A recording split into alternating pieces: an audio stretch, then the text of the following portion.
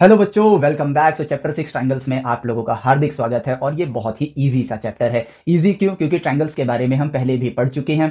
हम ट्रायंगल्स के बारे में बहुत सी नॉलेज हमारे पास है, लेकिन जो नहीं है अब हम उन चीजों को इस चैप्टर के जरिए ग्रैब करेंगे। और ऑब्वियसली हमारा जो रास्ता होगा वो ऑब्जर्वेशन का रास्ता होगा। मैथमेटिकली कम्युनिकेट करेंगे जितना ज्ञान है उसके जरिए, और नेचर हमें उन जो छुपा हुआ ज्ञान है वो खुद हमें परोस के जाएगा, जिससे हमारे ज्ञान में वृद्धि होगी, हमारी नॉलेज यहां पर इंक्रीज होगी। हम राइट वे ऑफ एजुकेशन यानी ऑब्जर्वेशन को ही फॉलो करेंगे।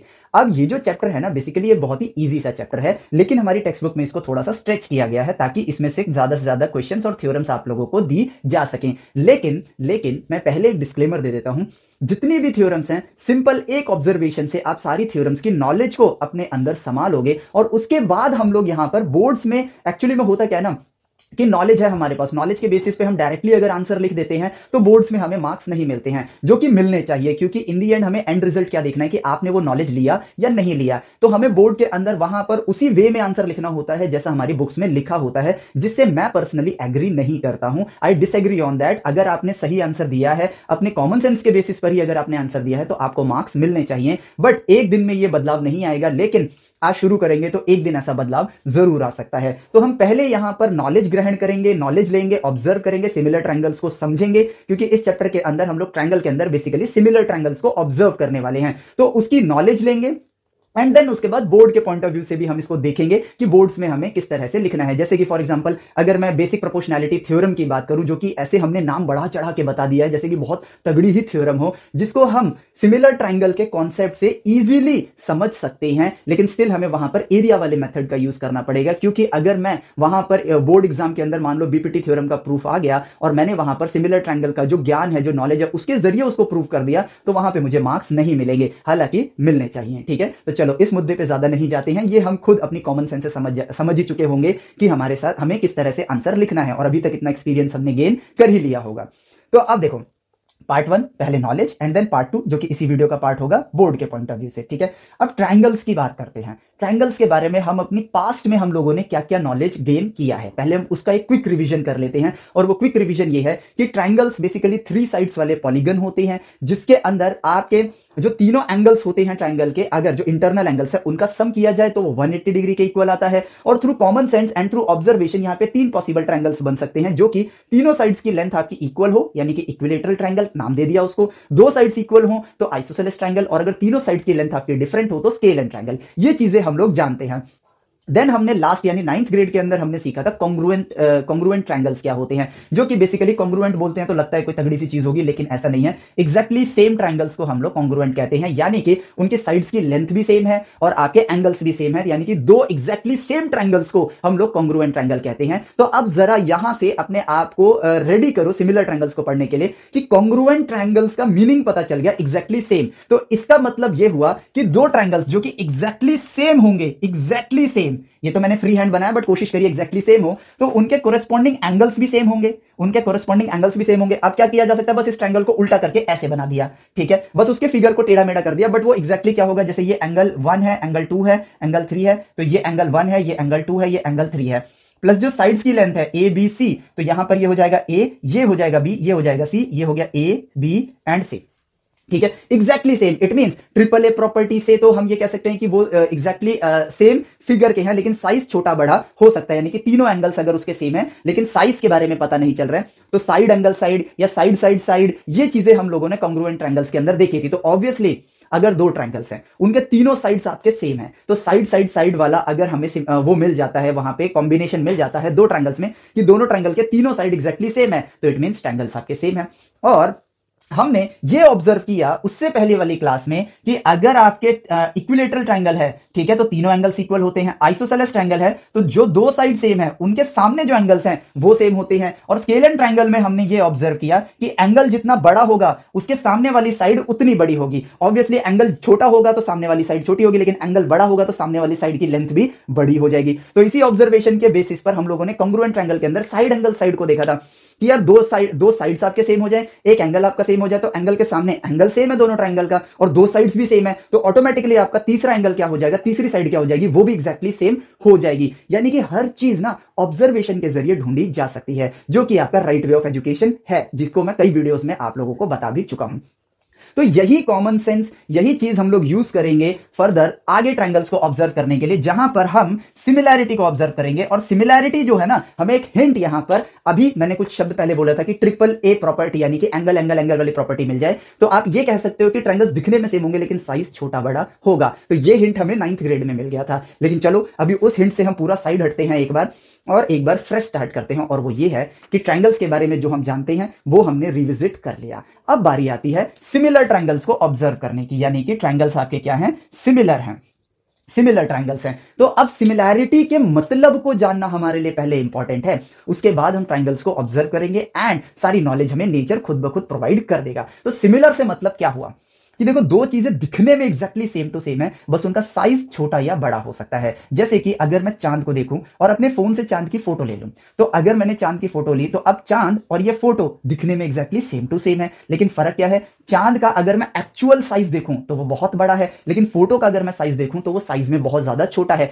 But they both look similar to our eyes. हमारी आंखों के लिए अगर मैं चांद को देखूं और इस फोटो को देखूं तो ये क्या लगेंगे, सिमिलर लगेंगे। यानी कि अब जरा कॉमन सेंस का यूज करते हैं। अब कॉमन सेंस क्या होती है, जो नॉलेज हमारे पास है और वो हमारे लिए बहुत ही ज्यादा कॉमन हो चुकी है, मतलब हम उसको बहुत ही इजीली यूज कर पाते हैं, तो वही हमारा कॉमन सेंस हो जाता है। तो अगर मैं यहां पे देखूं तो यहां पर सिर्फ साइज का फर्क है, लेकिन स्ट्रक्चर उनका एग्जैक्टली सेम टू सेम है। ऐसे फिगर्स को हम लोग कहते हैं सिमिलर फिगर्स। अब अगर हम अपनी ज्योमेट्रिकल फिगर्स को देखें, तो अगर मैं सर्कल को देखूं तो हर एक सर्कल आपस में एक दूसरे के सिमिलर है। स्क्वायर्स को देखूं तो सारे स्क्वायर्स आपस में क्या है, सिमिलर है, क्योंकि उसमें चारों साइड की लेंथ क्या होती है, इक्वल होती है। अब ये हुई हमारी भाषा में बात। अब इसको अगर मैथमेटिकली सोचना स्टार्ट किया जाए तो सिमिलैरिटी को हम मैथमेटिकली नेचर से कैसे कम्युनिकेट करेंगे, पहले बस हमें इस प्रॉब्लम का सॉल्यूशन ढूंढना है and rest everything will be done once we get the solution to this. मतलब हमें इसका जवाब ढूंढना है कि सिमिलैरिटी को हम मैथमेटिकली कैसे कनेक्ट करेंगे, कैसे जोड़ेंगे। एक बार इसका जवाब मिल गया, उसके बाद सिर्फ नेचर से बात करनी है, जवाब नेचर सारे खुद ब खुद दे देगा। तो अब वो क्या है कि यार, अगर मैं इस मून की फोटो जो मैंने फोन में लिया था और एक्चुअल मून को देखूं, तो इधर मैं कह सकता हूं कि ये दोनों मैग्निफिकेशन का ही फर्क है, इनका स्ट्रक्चर वाइज तो सेम है। यानी कि अगर मैं मून का जो इधर डायमीटर आया है उसको मैं किसी के नंबर से मल्टीप्लाई करूं, तो वो के हमें ढूंढना होगा। मान लो वो 1 लाख के बराबर होगा, तो 1 लाख मल्टीप्लाई ये वाला डायमीटर एग्जैक्ट ये आ जाएगा आपके मून के डायमीटर के बराबर। तो सिमिलैरिटी में क्या फर्क आ रहा है, मैग्निफिकेशन का, कि मैं इस फिगर को अगर बड़ा करता जाऊं, 2 गुना कर दिया, 3 गुना कर दिया, 4 गुना कर दिया, 5 गुना, 100 गुना, 1000 गुना, 1 लाख गुना बड़ा कर दिया, तो एग्जैक्टली मून के बराबर हो गया। इसी को बोलते हैं मैग्निफिकेशन, जो कि अगर मैं पर्सनली फील करूं तो ये एक सिंपल सी चीज है जो कि मेरे कॉमन सेंस के दायरे में आती है। इट मींस मैं इसको फील कर सकता हूं, और इसी चीज को अब हमें नेचर में ऑब्जर्व करना है। तो अब सिमिलर ट्रायंगल्स पे फोकस करते हैं कि सिमिलर ट्रायंगल्स क्या होंगे। कि यार, अगर मैं अपनी इस नॉलेज का इस्तेमाल करूं तो 2 ट्रायंगल्स हैं, अगर वो सिर्फ और सिर्फ साइज में छोटे बड़े हों लेकिन दिखने में एग्जैक्टली सेम हो, तो ऐसे ट्रायंगल्स को मैं क्या कहूंगा, सिमिलर ट्रायंगल्स। अब ऑब्जर्व करो, क्योंकि उनका स्ट्रक्चर एग्जैक्टली सेम है, तो उनके जो कोरेस्पॉन्डिंग एंगल्स होंगे वो क्या होंगे, एग्जैक्टली सेम होंगे। अगर मैं इस एंगल की बात करूं तो ये एंगल यहां पर क्या होगा, एग्जैक्टली सेम होगा। अगर मैं थर्ड एंगल की बात करूं तो वो यहां पर एग्जैक्टली सेम होगा, लेकिन साइज क्योंकि डिफरेंट है, तो ये वाली फिगर को अगर मैं कहूं मैंने 2 टाइम्स मैग्नीफाई कर दिया है, तो वो ये बन गया, या 2.5 टाइम्स मैग्नीफाई कर दो, 3 टाइम्स मैग्नीफाई कर दो, 4 टाइम्स मैग्नीफाई कर दो। तो इट मींस कि यार, अगर मैं साइड की लेंथ को लॉजिकली सोचूं, जस्ट एक नंबर से मल्टीप्लाई करूं, लेट से मुझे 3 टाइम्स मैग्नीफाई करना है, तो मैं इस लेंथ को 3 गुना बड़ा कर देता हूं। ये मैंने 3 गुना बड़ा कर दिया। इस लेंथ को मैं 3 गुना बड़ा कर दूं, हर साइड को मैं 3 टाइम्स मैग्नीफाई कर दूं। ये तो मैं अंदाजे से ले रहा हूं, ठीक है। तो ऑटोमेटिकली ये वाली जो लेंथ है, ठीक है, ये मेरा, इसको भी मैं 3 गुना बड़ा कर दूंगा। तो ये थोड़ा फ्री हैंड बनाया था, बट अब यहां पर मुझे क्या देखने को मिल रहा है, सिमिलर फिगर। यानी कि मैग्नीफाई करना है, मैग्नीफाई करना है हमें इमेज को, और हमें जो मिलेगा वो फिगर होगा सिमिलर फिगर। सिमिलर फिगर, यहां पे डबल एल आएगा, ठीक है, सिमिलर फिगर मिलेगा। अब इसके ठोस सबूत चाहिए, फ्री हैंड तो हमने बना लिया, तो ठोस सबूत चाहने के लिए हम नेचर से ज्ञान कैसे हासिल करते हैं, what is the right way of education, observation is the first step. तो हमने एक ग्राफ बना लिया, ठीक है, ग्राफ बना लिया स्केल की मदद से, जिसमें एक एक पॉइंट पे जो आप जा रहे हो उसको 1 यूनिट मान लो, और फिर इसका इस्तेमाल करके जब, क्योंकि ये एकदम एग्जैक्टली परफेक्ट स्केल पे बनाया गया है, तो यहां पे जब हम इस फिगर को, एबीसी ट्रायंगल को मैग्नीफाई करेंगे, तो हमें साइड्स के कंपैरिजन भी देखने को मिलेंगे, एंगल्स के बीच में रिलेशन भी देखने को मिलेगा, यानी हम उनको ऑब्जर्व कर सकते हैं, और ऑब्जर्व करेंगे तो रिजल्ट हमें यहां पर खुद ब खुद नेचर प्रोवाइड कर ही रहा है, और यहीं से हम अपनी सारी थ्योरम्स को इकट्ठा करके निकाल लेंगे, और यही है आपका the right way of education. तो इट मींस सिमिलैरिटी का मैग्निफिकेशन के साथ कनेक्शन है। अब हम क्या करते हैं, हम इस ट्रायंगल को 3 टाइम्स मैग्नीफाई करते हैं। चलो पहले 2 टाइम्स मैग्नीफाई करते हैं, फिर 3 टाइम्स मैग्नीफाई करेंगे, तो हमारे पास ऑब्जर्व करने के लिए 3 ट्रायंगल्स होंगे। तो अगर मैं देखूं यहां पर कितने 1 यूनिट, 2 यूनिट, 3 यूनिट, ठीक है, 3 यूनिट्स है मेरे पास।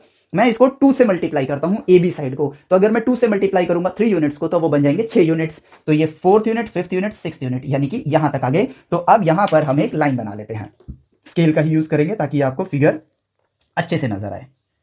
तो ये रहा मेरा दूसरा पार्ट का, यानी कि मैं इसको लिखता हूं बी डैश, ठीक है। अब बारी आती है एसी का, ठीक है। एसी की लेंथ हमें पता नहीं है, हम क्या कर सकते हैं, हम स्केल का इस्तेमाल कर सकते हैं, लेकिन हम स्केल का इस्तेमाल नहीं करते, हम थोड़ी सी नॉलेज एक्स्ट्रा लेते हैं, और वो क्या है कि यार हम चाहे तो पाइथागोरस से इसकी लेंथ निकाल सकते हैं, बट हम वो भी नहीं करते भाई। ऑब्जर्व करना है हमें, तो सीधा वहीं तक उसको 2 टाइम्स मैग्नीफाई करना है। तो भाई सी तक पहुंचने के लिए मैं क्या कर सकता हूं, मैं 1 यूनिट एक्स डायरेक्शन में आगे बढ़ता हूं और 2 यूनिट आपके वाई डायरेक्शन में आगे बढ़ जाता हूं, ठीक है। तो यहां से क्या करते हैं, 1 यूनिट आगे बढ़ जाते हैं और 2 यूनिट ऊपर चले जाते हैं। सी डैश की पोजीशन आ गई और यहां पर हम इनको ज्वाइन कर देते हैं। तो देखो यहां पर क्या आएगा, यहां पर ये आ गया ए सी डैश, ठीक है। अब ये देखो जितनी ये लेंथ है ठीक उसकी डबल ये लेंथ है। इसमें 2 बॉक्सेस का यूजर है, इसमें भी 2 बॉक्सेस यूजर है, ये उसका डायगोनल है, ये इसका डायगोनल है, एग्जैक्टली सेम आ गया। अब तीसरे को ना वेरीफाई करते हैं कि क्या सेम चीज बन रही है।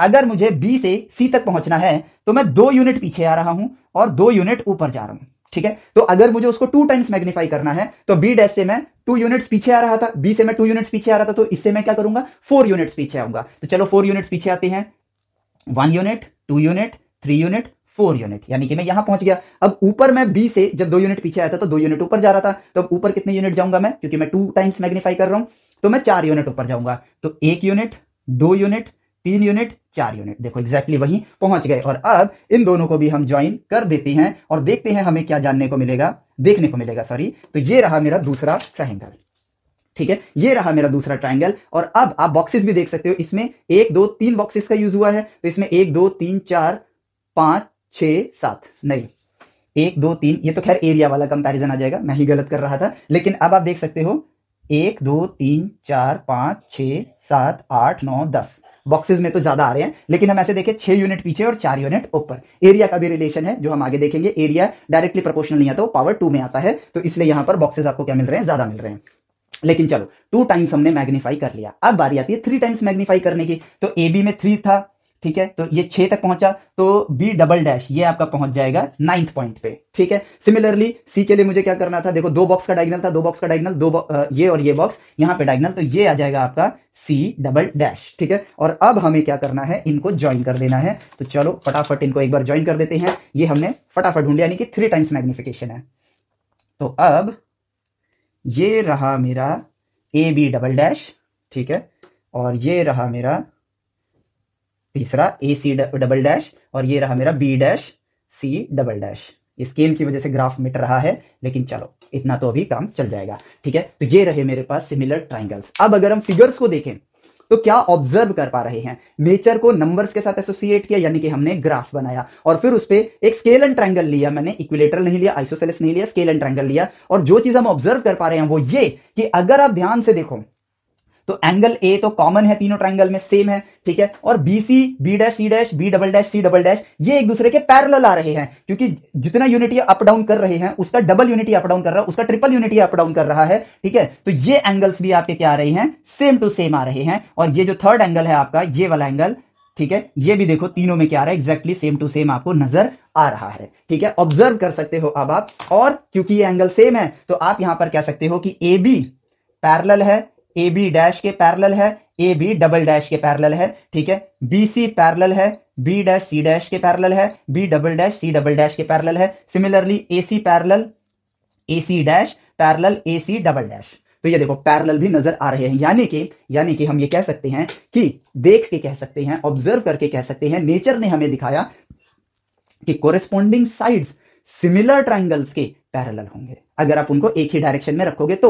अब अगर आपने एक ट्रायंगल ऐसे रखा है, दूसरा ट्रायंगल ऐसे रखा है, तो पैरेलल नहीं है, ऑब्वियसली, कॉमन सेंस, ठीक है। तो यहां पर अगर सेम डायरेक्शन में रखे हैं, मतलब एक एंगल जिसका ए एंगल यहां पर है, दूसरे का भी वही एंगल यहां पर है, तीसरे का भी वही एंगल यहां पर है, तो वो क्या होंगे, पैरेलल होंगे। अब बारी आती है रेशियोज को चेक करने की, ठीक है। साइड्स के रेशियोज को हम लोग चेक करते हैं, क्यों कर रहे हैं, ये आइडिया कहां से आया, क्योंकि ये मैग्नीफाई किया है हमने, तो साइड्स के रेशियोज को कंपेयर करना जरूरी है। तो अगर मैं यहां पर कंपेयर करूं, अगर मैं यहां पर कंपेयर करूं, ठीक है, मैग्निफिकेशन के आइडिया क्यों आया, क्योंकि हम सिमिलैरिटी को देख रहे थे। तो अगर मैं देखूं कि ए बी डैश को अगर मैं ए बी से मल्टीप्लाई करूं तो ये 6/3 के इक्वल यानी 2:1, ठीक है। और अगर मैं अब बीसी को लूं, मैं यहां पे पहले बी डैश सी डैश को लेता हूं और फिर बीसी को लेता हूं, ठीक है। तो अब इसकी लेंथ तो नहीं पता है, लेकिन स्केल है, मेजर किया, रेशियो निकाला, आंसर आ गया। वेयर एज हम यहां पर स्केल के बिना भी एक काम कर सकते हैं। ये देखो 2 यूनिट नीचे गया था और यहां पे 2 यूनिट ऊपर गया था, तो ये जो है ये 1 2 3 4 यूनिट नीचे आया था और 4 यूनिट ऊपर गया था, यानी कि ठीक उसका डबल ही तो किया है उसने, जितना पाथ ये ट्रेवल कर रहा है, ठीक है। जितना पाथ ये ट्रेवल कर रहा है उसमें देखो, अगर आप स्क्वायर्स बना के देख लो, ये वाला स्क्वायर देखोगे और यहां से 2 यूनिट का स्क्वायर बनाओगे, ठीक है, और फिर यहां से 2 यूनिट का स्क्वायर बनाओगे, तो आप देखोगे कि जितना ये बीसी है उतना ये वाला लेंथ है। मान लो इसको मैं डी कह देता हूं, बी डैश डी बीसी के बराबर है और डी डैश सी भी बीसी के बराबर है, यानी कि ये इसका डबल हो गया। दिख रहा है, ऑब्जर्व कर सकते हो आप, तो आपको स्केल की भी नीड नहीं पड़ेगी। इट मींस कि यहां पर जो रेशियो आएगा वो भी 2:1 का रेशियो आएगा। सिमिलरली AC डैश अपॉन में AC को अगर मैं देखूं, जितना ये है, देखो इसमें 2 बॉक्सेस का डायगोनल है, इसमें भी 2 बॉक्सेस का डायगोनल है, यानी कि ये और ये लेंथ सेम है, तो ये लेंथ उसकी डबल है, तो यहां पर भी रेशियो 2:1 का आया। इट मींस हमने क्या ऑब्जर्व किया कि अगर 2 सिमिलर ट्रायंगल्स हैं तो यहां पर वो मैग्नीफाई होते हैं इतने टाइम्स, के टाइम्स। तो ABC और AB डैश C डैश में क्या देखा गया कि AB dash C dash is 2 times magnified than A B C triangle के, यानी कि इनके कोरेस्पॉन्डिंग साइड्स की अगर आप रेशियो लोगे तो वो हमेशा 2:1 आएगा। अगर आप ए बी अपॉन में ए बी डैश लोगे तो 1/2 आएगा। As simple as that. और ये चीज हम लोगों को याद नहीं करना था।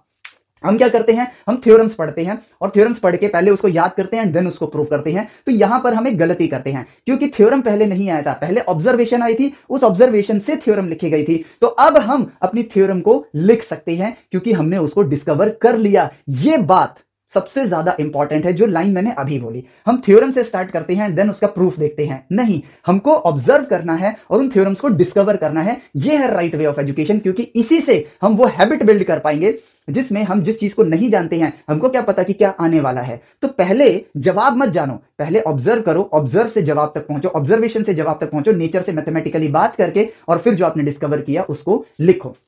तो हमने यहां पे देखा कि कोरेस्पॉन्डिंग साइड्स के रेशियो जो होते हैं वो सेम रेशियो में रहते हैं। कोरेस्पॉन्डिंग साइड्स यानी कि AB के साथ AB डैश ही आएगा क्योंकि वही उसका कोरेस्पॉन्डिंग साइड है। BC के साथ B डैश C डैश ही आएगा। आप AB अपॉन में B डैश C डैश करोगे तो रेशियो गड़बड़ हो जाएंगे, मतलब वो मैच नहीं करेंगे। तो जो ऑब्जर्वेशन है उसी ऑब्जर्वेशन को हमने यहां पर लिखा, ठीक है। अब आते हैं दूसरे पार्ट पे कि हमने एक और चीज ऑब्जर्व करी थी कि कोरेस्पॉन्डिंग साइड्स के एंगल क्या रहेंगे, सेम रहेंगे। तो उसी ऑब्जर्वेशन को वेरीफाई करते हैं तीसरे ट्रायंगल के साथ, ठीक है। तो ए बी डबल डैश को अगर मैं देखूं तो वो यहां पर 9 है, तो यानी कि यहां पर 3:1 का रेशियो आएगा। अब इसमें देखो AC आपका दो स्क्वायर्स के डायगोनल है, 2 स्क्वायर्स का डायगोनल CC डैश है और 2 स्क्वायर्स का डायगोनल C डैश है, यानी कि ये इसका 3 टाइम्स हो गया। तो यहां पर रेशियो क्या आएगा, 3/1। सिमिलरली 1 2 सॉरी यहां पर 1 है, देखो 2 2 और 2, यहां पे बॉक्सेस बना लेते हैं। ये रहा एक बॉक्स, ये रहा दूसरा बॉक्स और ये रहा तीसरा बॉक्स, यानी कि 3 टाइम्स हो गया है। तो इट मींस यहां पर भी रेशियो क्या आया, 3:1। और यानी कि जो हमने यहां पे चेक किया था वो तीसरे के साथ वेरीफाई हो गया। हम अगर इन ट्रायंगल्स को लें और मतलब AB डैश C डैश को लें और AB double dash C double dash को लें तो रेशियो क्या आएगा, 3/2, क्योंकि ये 3 है तो ये 2 टाइम्स है, तो रेशियो क्या आएगा, 3/2 आएगा, जो कि आप खुद से चेक कर सकते हो। तो सिमिलर ट्रायंगल्स का कॉन्सेप्ट हमें समझ आ गया ऑब्जर्वेशन के जरिए, याद करके नहीं। हमें ये याद नहीं करना है, हमें ये समझना है। और वो क्या समझ आया कि जो एंगल्स होते हैं कोरेस्पॉन्डिंग एंगल्स वो हमेशा सेम होते हैं, और अगर 2 ट्रायंगल सिमिलर हैं तो उनके कोरेस्पॉन्डिंग साइड्स के रेशियो, ठीक है, हमेशा सेम होंगे। ठीक है, आपने एक साइड लिया एक ट्रायंगल का, दूसरा साइड लिया दूसरे ट्रायंगल का, इनका रेशियो निकाला तो जो आंसर आया। अब आपने पहले ट्रायंगल का दूसरा साइड लिया और उसी ट्रायंगल का कोरेस्पॉन्डिंग दूसरा साइड लिया, उनका रेशियो निकाला, वो भी यहां पर क्या आएगा, सेम आएगा। ठीक है, इट मींस सिमिलैरिटी और मैग्निफिकेशन एक ही बात हो गई। आपने एक ट्रायंगल को सेम रखा, बस उसको मैग्नीफाई कर दिया। ठीक है, अगर आप एक भी साइड को मैग्नीफाई नहीं करते, ठीक है, मान लो कि मैं BC डैश को 2 टाइम्स मैग्नीफाई ना करके इतना ही रहने देता तो AC तो मेरा ऐसे हो जाता, और देखो ट्रायंगल का स्ट्रक्चर ही बदल गया। अब ट्रायंगल का स्ट्रक्चर बदल गया तो यहां पर क्या हुआ, ट्रायंगल का स्ट्रक्चर आपका बदल गया, तो इट मींस अब ये सिमिलर नहीं रहा, यानी कि सबको सेम अमाउंट में मैग्नीफाई होना पड़ेगा। यही है सिमिलर ट्रायंगल्स की कहानी। ठीक है, अब देखो मैं आपको सारे थ्योरम्स दिखाता हूं जो आपकी बुक में एग्जिस्ट करते हैं, और उन थ्योरम्स को एक बार रीड करते हैं। आपके लिए मैं स्क्रीन पे फ्लैश कर दूंगा।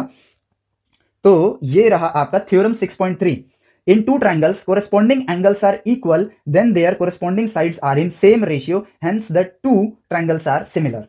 अगर दो ट्रायंगल के अंदर कोरेस्पॉन्डिंग एंगल्स इक्वल हैं, कोरेस्पॉन्डिंग एंगल्स इक्वल हैं, ठीक है, तो ऑब्वियसली वो ट्रायंगल सिमिलर है। अगर वो सिमिलर है तो उनके साइड्स का रेशियो सेम होगा। यही है आपका थ्योरम 6.3, यानी कि अब हमने इस थ्योरम को डिस्कवर कर लिया। अब बढ़ते हैं अगली थ्योरम पे जो कि है 6.4।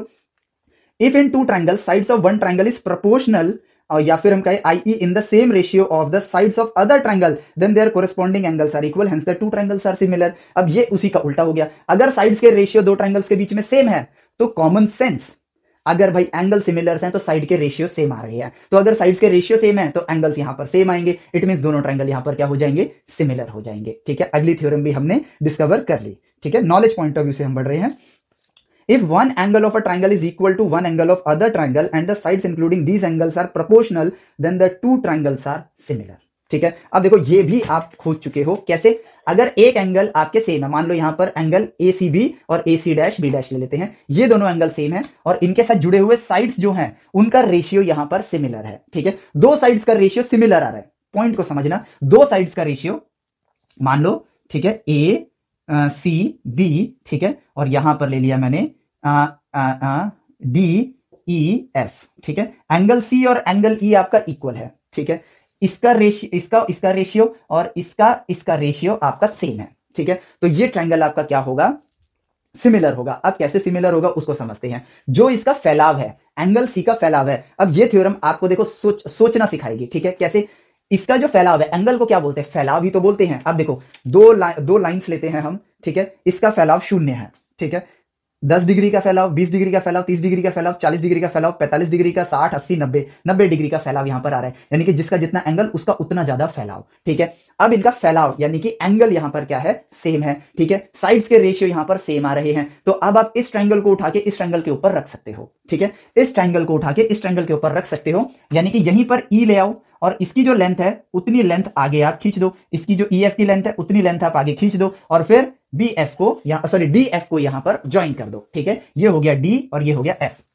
अब AC अपॉन में AD is equal to BC upon में FE। ठीक है, तो अगर ये रेशियो सेम है, इनका फैलाव सेम है, तो यहां पर ऑटोमेटिकली फील करो इस बात को कि यहां पे जो ये साइड की लेंथ होगी और ये साइड की लेंथ होगी, इनका रेशियो क्या होगा, एग्जैक्टली सेम टू सेम होगा। हालांकि ये चीज हमें और जल्दी क्लियर हो जाएगी जब हम BPT थ्योरम को देख लेंगे, यानी बेसिक प्रोपोर्शनैलिटी थ्योरम को देख लेंगे। लेकिन ये थ्योरम भी समझना हमारे लिए कितना ज्यादा आसान हो गया है। ठीक है, अब अगली थ्योरम हम देख लेते हैं। एक बार BPT भी कराता हूं आपको सिमिलैरिटी की मदद से। The ratio of the areas आपके सिलेबस से कट गया है, बट मैं उसके लिए अलग से वीडियो बनाऊंगा। ठीक है, तो उसमें मैं आपको सारी चीजें बता दूंगा। ठीक है, तो अब देखो, अब यहां पर जो ज्ञान हमारे पास है उस ज्ञान के जरिए हम बेसिक प्रोपोर्शनैलिटी थ्योरम को ऑब्जर्व करते हैं, और जिस तरीके से अभी हम ऑब्जर्व करेंगे वो तरीका हम लोग बोर्ड में नहीं लिख सकते, क्योंकि वहां पर एरिया वाले मेथड पे ही आंसर मिलेगा। तो मैं यहां पे फटाफट इसको रब कर देता हूं। ठीक है, और इस चीज को हम एज अ नॉलेज ही ग्रहण करेंगे। ठीक है, बोर्ड में हमें ऐसे नहीं लिखना है। तो अब मेरे पास अगर एक ट्रायंगल है, ठीक है, और यहां पर मैं इस ट्रायंगल पे, ठीक है, मैं लेता हूं A B and C triangle है मेरे पास। मैं AB लाइन पर कोई भी एक पॉइंट चूज करता हूं। लेट्स से मैंने ये पॉइंट चूज कर लिया। ठीक है, और अब ये पॉइंट है D, यहां से मैं एक लाइन बनाता हूं जो कि BC के पैरेलल हो, और अगला जो पॉइंट हो जाएगा वो मेरे पास E हो जाएगा। मैंने इस लाइन को कैसे ड्रॉ किया, मैंने इस लाइन को ड्रॉ किया such that DE is parallel to BC। ठीक है, ये कंडीशन मैंने अपने आप को दी। क्यों दी? क्योंकि मेरे पास यहां पर मैं चाहता था दो सिमिलर ट्रायंगल्स को क्रिएट करना। अब क्योंकि DE BC के पैरेलल है तो एंगल B और एंगल D सेम है, एंगल C और एंगल E आपके यहां पर क्या होंगे, एग्जैक्टली सेम होंगे। क्यों? क्योंकि ये कोरेस्पॉन्डिंग एंगल्स है, ये दोनों लाइन आपके पैरेलल है। प्रीवियस ग्रेड यानी 9th ग्रेड में हमने ये सारी चीजें सीख ली हैं, और एंगल A तो कॉमन है तो भाई वो तो सेम होगा ही। इट मींस इसका क्या मतलब है, इसका सिंपल सा ये मतलब है कि ट्रायंगल ABC इज सिमिलर। ये साइन लगाया जाता है सिमिलर ट्रायंगल के लिए, is similar to triangle ADE। अब यहां पर कोशिश करो, ABC लिखा है तो यहां पर भी उसके कोरेस्पॉन्डिंग साइड्स के साथ ही लिखो, क्योंकि A का कोरेस्पॉन्डिंग पॉइंट A है, B का कोरेस्पॉन्डिंग पॉइंट D है, ठीक है, C का कोरेस्पॉन्डिंग पॉइंट E है। ये लिखने का बस एक फॉर्मेट है और कुछ नहीं। तो अब क्या, क्योंकि ये दोनों ट्रायंगल सिमिलर हैं, इसका मतलब क्या हुआ कि अगर मैं AB का रेशियो AD के साथ लूं, AB का रेशियो AD के साथ लूं, तो वो रेशियो AC अपॉन में AE के इक्वल होगा।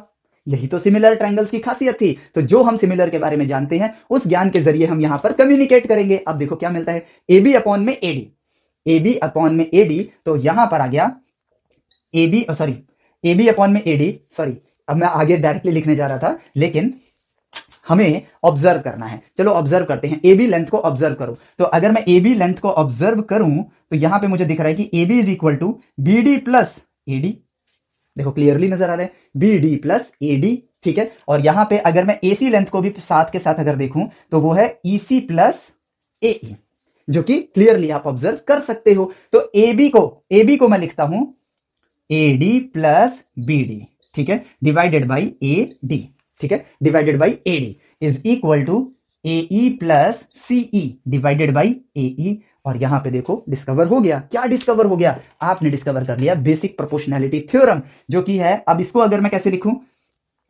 स्प्लिट कर लेते हैं, AD अपॉन में AD प्लस BD अपॉन में AD is equal to AE upon में AE प्लस CE अपॉन में AE एंड C, AD क्या बन जाएगा 1, AE क्या बन जाएगा 1, इक्वल टू के उस साइड क्या है 1, इस साइड क्या है 1, तो ये आपस में क्या हो जाएंगे 1 से 1 कट जाएगा और आपके पास बचा BD अपॉन में AD is equal to CE upon में AE। और यहीं पे डिस्कवर हो गया आपका बेसिक प्रोपोर्शनैलिटी थ्योरम, और वो ये कहता है कि अगर एक लाइन आप इस तरह से बनाते हो कि वो एक साइड के पैरेलल हो, तो वो लाइन इस साइड्स को इक्वल रेशियोज में डिवाइड करती है, इस साइड को इक्वल रेशियोज में डिवाइड करती है। सिमिलर ट्रायंगल से हम ये जानते थे कि साइड्स का, कोरस्पॉन्डिंग साइड्स का रेशियो सेम होता है, और इस बीपीटी में हम ये जानते हैं कि जो लाइन आपके ट्रायंगल को डिवाइड कर रही है वो उस साइड में, जिन दो साइड्स के साथ वो जुड़ी हुई है, उन दोनों साइड्स को इक्वल रेशियोज में डिवाइड करती है। यही है आपका बेसिक प्रोपोर्शनैलिटी थ्योरम, जो कि हमने यहां पर सिमिलर ट्रायंगल की जो नॉलेज थी हमारे पास उसके जरिए बहुत ही इजीली अंडरस्टैंड कर लिया। क्योंकि आपको देखो क्या मिल रहा है एज अ रिजल्ट, BD यानी कि ये वाली साइड डिवाइडेड बाई ये वाली side is equal to CE, ये वाली साइड डिवाइडेड बाई ये वाली साइड, यानी कि ये रेशियो क्या है आपके सेम है। अगली थ्योरम पे जाओ, तो अब कॉमन सेंस का यूज करो। अगर आपके पास एक DE लाइन है जो कि साइड्स को इक्वल रेशियो में डिवाइड करती है, तो इसका मतलब उसका उल्टा सोचो कि अगर एक लाइन पैरेलल थी तो वो इक्वल रेशियो में डिवाइड कर रही है, तो अगर एक लाइन पता नहीं है कि वो पैरेलल है बट इक्वल रेशियो में डिवाइड कर रही है, तो ऑब्वियसली वो इसके पैरेलल होगी। यही आपका reverse BPT theorem, as simple as that, ठीक है। तो ऑब्जर्वेशन के जरिए हम सारी चीजों को इजीली डिस्कवर कर सकते हैं, ठीक है। तो यहां पर सिमिलर ट्रायंगल का जो कॉन्सेप्ट है, सिमिलर ट्रायंगल की जो नॉलेज है, वो हम लोगों ने बहुत ही अच्छे से ग्रहण कर ली है। अब बारी आती है हमें आगे फर्दर, अब बोर्ड के पॉइंट ऑफ व्यू से, यानी कि हम यहां एक परपेंडिकुलर ड्रॉ करेंगे, यहां क्रॉस लगाएंगे, फिर हम उसको करेंगे, तो वो चीज की बारी आती है। बट उसके लिए अब मैं पार्ट 2 अलग से बनाऊंगा। हालांकि मैंने स्टार्टिंग में कहा था कि पार्ट 2 इसी वीडियो में होगा, लेकिन मैं खुद ही फील कर रहा हूं कि ये वीडियो की लेंथ लंबी हो जाएगी, इसलिए मैं उसके लिए सेपरेट वीडियो बनाऊंगा जिसमें हम बोर्ड के पॉइंट ऑफ व्यू से सारी इक्वेशंस को बोर्ड में हमें किस तरह से लिखना है उन चीजों को देखेंगे। बट इस पार्ट के अंदर हमने जो सीखा वो इंपॉर्टेंट है। ये नॉलेज आपको ट्रिग्नोमेट्री में उसकी ओरिजिन को जानने में हेल्प करेगी। 11th ग्रेड के अंदर आप जब फ्रेम ऑफ रेफरेंस का यूज करके वेक्टर्स को समझोगे, वहां आपको मदद मिलेगी। प्लस पूरी मैकेनिक्स में इस नॉलेज का यूज होता है, मैकेनिक्स के अंदर आपके ट्रायंगल्स का नॉलेज का यूज होता है, और क्योंकि सबके मोशन सेम नहीं होते हैं, इसलिए सिमिलर ट्रायंगल की नॉलेज का यूज वहां पर ज्यादा होगा। ऑल द थ्योरम्स जो हमारी बुक के अंदर हैं हम यहां पर डिस्कवर कर चुके हैं। अब बारी आती है वो वाला पार्ट जो मैंने कहा था आपको बीपीटी का पता होना चाहिए, कि अगर यहां पे वो कौन सी थ्योरम थी, एक सेकेंड, वो थ्योरम थी आपकी, एरियाज आ गया, हाँ, हाँ, कि अगर एक एंगल इक्वल है और कोरिस्पॉन्डिंग साइड्स आपके सेम रेशियो में है, ठीक है, तो ये यहां पर ये दोनों लाइंस भी क्या होंगे, सेम रेशियो में होंगे। तो अगर इसको आप रिवर्स बीपीटी के जरिए देख लेते हो, रिवर्स बीपीटी के जरिए अगर आप देखते हो, ऑब्वियसली लाइन सेम है, रेशियो सेम है, तो ये दोनों आपस में क्या हो जाएंगे, पैरेलल हो जाएंगे। अब ये पैरेलल है तो ये एंगल और ये एंगल, ये एंगल और ये एंगल क्या हो जाएंगे, सेम टू सेम हो जाएंगे। अब ये सेम टू सेम हो जाएंगे तो इसका मतलब ये दोनों ट्रायंगल्स क्या हैं, सिमिलर हैं। यानी कि जस्ट बाय ऑब्जर्वेशन अब हम सारी थ्योरम्स को हमने डिस्कवर किया, हमने उनको याद नहीं किया, हमने उनको डिस्कवर किया। अब इन्हीं सारी डिस्कवरीज को हम लोग बोर्ड के पॉइंट ऑफ व्यू से अगली वीडियो के अंदर देखेंगे, ठीक है। लेकिन ये जो वीडियो है, अब इसलिए इस वीडियो को स्किप मत कर देना, वैसे तो मैं लास्ट में बोल रहा हूं ये बात, कि भाई यहाँ पे हमने बोर्ड के पॉइंट ऑफ व्यू से नहीं देखा। मैंने अपने इंट्रोडक्शन वीडियो में ही कहा था कि हमें पढ़ाई पहले नॉलेज के लिए करनी है,